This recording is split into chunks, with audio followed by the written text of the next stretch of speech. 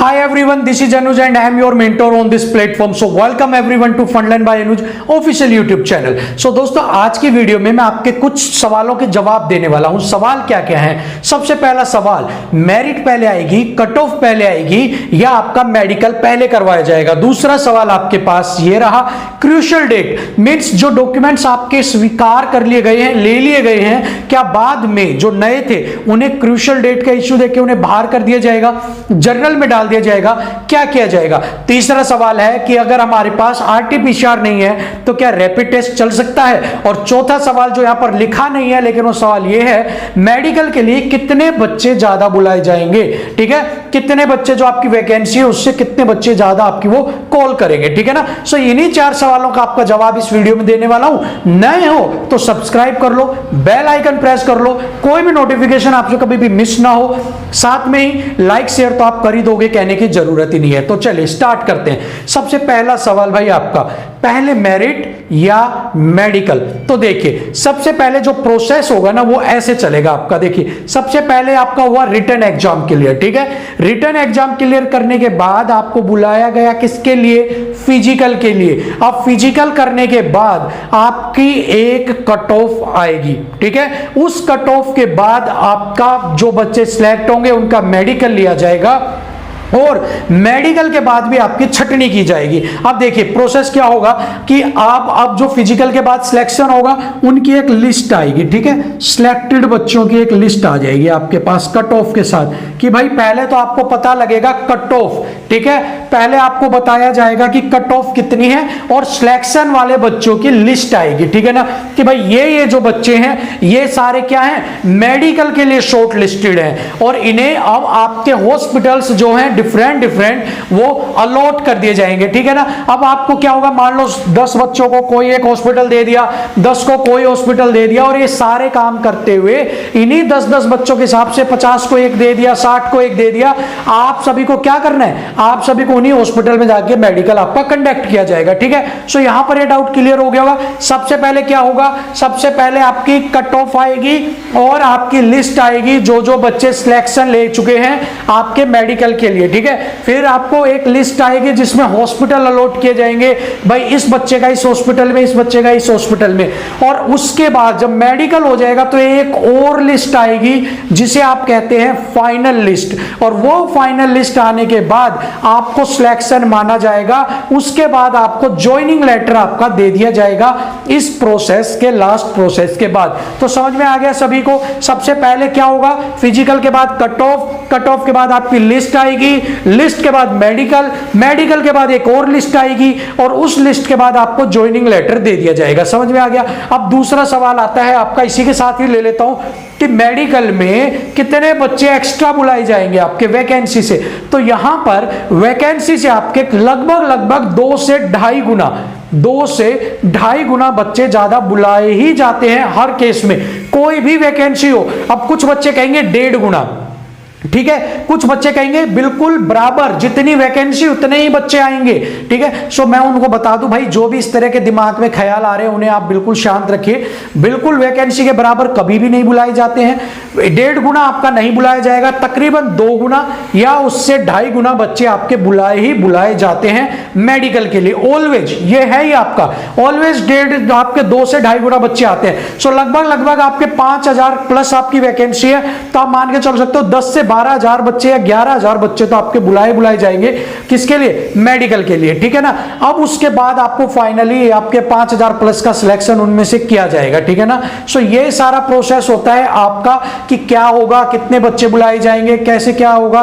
ठीक है, उसके बाद भी आपका मेडिकल के बाद भी उनमें से छटनी की जाएगी आपकी कि किसके नंबर शुरू के, जिनके टॉप नंबर है कैटेगरी वाइज उन्हें तो ले लिया जाएगा, और जिनके नंबर भी उस कट ऑफ से, अब जैसे मान लो कट ऑफ जर्नल की गई 66 नंबर, ठीक है, 66 नंबर गई आफ्टर फिजिकल, आपका नंबर है 67 एक आदमी का, दूसरे का नंबर है 68, एक का नंबर 69, एक का 70। ठीक है, तो मान लो 3 बंदे लेने तो 70, 69 और 68 को ले लेंगे और बाकियों को निकाल देते हैं। तो ये प्रोसेस होता है। ठीक है, इसीलिए बच्चे को ज्यादा बुलाया जाता है ताकि मेडिकली अनफिट हो तो उन बच्चों को सेट कर दें, बाकियों को वो निकाल देंगे। ठीक है, इतना समझ में आ गया। दूसरा क्रूशियल डेट इशू, भाई आपके जो डॉक्यूमेंट्स है वो ले लिए, नए ले लिए, सबके अब तो रख लिए, बाद में पता लगे सबको जर्नल में डाल दिया और सबकी ही जिंदगियां खराब हो गई। क्यों? क्योंकि जिनका भी अब सिलेक्शन होना था, जो खुश हो रहे थे, बैंड लेके आ गए, उनको बाद में दिक्कत आ गई, कट ऑफ थी नहीं उनकी, तो उनको बाद में बाहर कर दिया।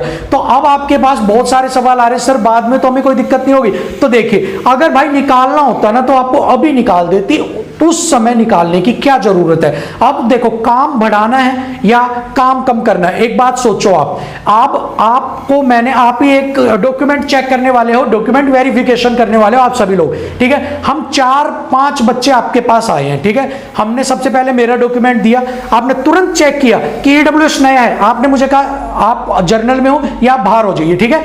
तो दूसरा बच्चा आया, उसका चेक किया, आपने कहा भाई ठीक है, आप भी तुरंत आपने 1 सेकंड में चेक कर लिया, बाहर हो, चलो ठीक है। एक आपके पास क्या हुआ, इतनी मोटी जट्टी कागजों के बांध दिए और उसके बाद आपको वो रखे हैं और फिर आप एक एक को चेक कर रहे हो, फिर उसको कह रहे हो बाहर, एक चेक करो बाहर। कितना बड़ा काम बढ़ गया। पहले तो उन सबको लिया, अब उन सबको चेक किया और उसके बाद उन सबको बाहर निकाला। इससे अच्छा तो मेहनत बचती। अभी के अभी तो आप एक एक तो जा रहे हो, गए वहीं चेक किया, वहीं वहीं कह देते आप बाहर हो या आप जर्नल कैटेगरी में हो, लेकिन नहीं कहा ना। तो इसमें आपको यही बात पता लगती है भाई, अब आपको बाहर नहीं करेंगे सबसे पहली बात तो, ठीक है। क्योंकि जो भी अगर करना होता नहीं, नहीं जो भी कोई शरारत करनी होती है तो वो कर चुके होते अब तक। अब अच्छा एक बात बताओ, ऐसे में आप कह रहे हो कि सर हमें डर लग रहा है, तो एक बात बताओ, लर्निंग लाइसेंस है, ठीक है, लर्निंग लाइसेंस को भी अंदर ले लेते भाई, जिनके पास लर्निंग है सारे आ जाओ, और बाद में उनको भी लिख देते आपकी तरह कि भाई लर्निंग वाले सारे बाहर। नहीं लिखा ना, लर्निंग वालों को बाहर कर दिया। अब आप खुद बताओ लर्निंग वालों को क्यों बाहर किया, वरना तो वो तो कह देते भाई लर्निंग है आपके पास तो आप आ जाओ, आपको बाद में बाहर कर देंगे। लेकिन एक प्रोसेस रखा ना, सेम वही प्रोसेस आपके साथ है, आपको ले लिया तो ले लिया, बाहर कर दिया तो बाहर कर दिया। उसमें सोचने की दोबारा कोई बात ही नहीं उठती, ना ही कोई जिक्र होना चाहिए कि अब आपको बाहर करेंगे, ठीक है ना। जो प्रोसेस फाइनली आपका हो गया वो हो गया। अब बहुत से बच्चे हैं जिन्होंने मई जून का ईडब्ल्यूएस लेके गए हैं, जिनका अभी होने वाला था, और उनको प्रोविजनली बोला है कि आपको प्रोविजनली आपका हम आपको अंदर कर रहे हैं, प्रोविजनली आपको पास कर रहे हैं, मींस उनको जर्नल में डाल दिया गया क्योंकि उनका नया है, 2021 का ईडब्ल्यूएस नहीं था, ठीक है ना। तो यही सारी बात है, तो आपको घबराना नहीं है, अब कुछ भी नहीं करेगा आपको, जो होना था वो वही। डीवी का मतलब ही यही है, वेरिफिकेशन करना, कि आपको वेरीफाइड कर दिया मोहर मार के कि भाई अब आप आगे जा सकते हो, और बाद में बार बार मोहर बदली नहीं जाती है, ठीक है। सो अब आपको बिल्कुल नहीं घबराना, आपका जो हो गया तो आप फाइनल हो, ठीक है। लास्ट है एंटीजन टेस्ट, क्या करवा सकते हैं। तो देखिए, अब आरटीपीसीआर का आपने सैंपल दे दिया, कई जगह कह रहे हैं 6 दिन में आता है, अब आपने तो 72 घंटे पहले दिया, आपकी तो रिपोर्ट भी नहीं आएगी और आपको ट्रेवलिंग भी करना है, तो ऐसे में क्या करोगे, वहां जाके अगर बिना किसी के चले गए तो आपको बाहर कर देंगे, और अगर आपको 72 घंटे से ज्यादा पुरानी है तो भी दिक्कत है, तो भी मान्य नहीं है। तो ऐसे में आपको अपना रैपिड टेस्ट, एंटीजन टेस्ट करवा लेना है, रिपोर्ट डॉक्टर से बनवा लेनी है, और उसमें नेगेटिव आ गया तो भी आपको एंट्री मिल जाएगी, घबराने की जरूरत नहीं है। बट प्रायोरिटी ये होनी चाहिए कि आरटीपीसीआर टेस्ट ही आपका हो। अगर आरटीपीसीआर टेस्ट नहीं हो रहा है ना, तो आप एंटीजन की तरफ भागो, पहले मत भागना कि भाई एंटीजन की तरफ पहले भाग ले और आरटीपीसीआर को साइड में कर दे। मजबूरी को ही आपको ये इसको हथियार बनाना है, वरना अगर आरटीपीसीआर हो रही है तो रिस्क मत लेना, ठीक है ना। तो आपका आरटीपीसीआर ही आप करवा लेना। साथ में अब 19 तारीख से गर्ल्स के हर जगह स्टार्ट हो जाएंगे, तो जिन गर्ल्स की भी अगर आपकी लॉन्ग जंप जिनकी कम हो रही है, मान लो 9 फीट आ रही है, बॉयज में जिनका अभी 1-2 दिन में कम आ रही है, सो घबराने की जरूरत नहीं है, आपका होने वाला है। जिनका वहां पर फट्टा मिलेगा आपका, जिनका भी वजीराबाद और झारोड़ा कला के अंदर है, और फट्टे से आप कूदते हो तो 1 फीट का आपको हर कोई यही बता रहा है, आपका कवर हो जाती है, 9 की 10 हो जाएगी, ठीक है। तो बिल्कुल मत घबराओ, आराम से फिजिकल देने जाना है। सारे सवालों के जवाब आपको मिल ही गए होंगे, ठीक है। फिर भी कोई सवाल बचता है तो आप मुझे कमेंट में बता देना, मैं पूरी कोशिश करूंगा आपके सवालों के जवाब देने की, ठीक है ना। सो अभी के लिए इतनी इंफॉर्मेशन थी आपके लिए। सो अब आपको 4 काम करने हैं, लाइक, शेयर, नए हैं तो सब्सक्राइब, बेल आइकन प्रेस, ठीक है। ये काम करने के बाद ही, और अपने वैल्यूएबल फीडबैक्स कि आपको वीडियो कैसी लगी, क्या कुछ इंप्रूवमेंट हम कर सकते हैं, वो सारी चीजें आप कमेंट बॉक्स में छोड़ने के बाद ही, अपनी 2 मिनट कीमती हमें देने के बाद ही, अपने सजेशन सुझाव देने के बाद ही आप इस वीडियो को बंद करके जाइएगा। तो आज के लिए इतना ही, अगले वीडियो में फिर मिलेंगे, तब तक के लिए जय हिंद। आप अपना ख्याल रखिए, सेफ रहिए, सुरक्षित रहिए, बेस्ट ऑफ लक।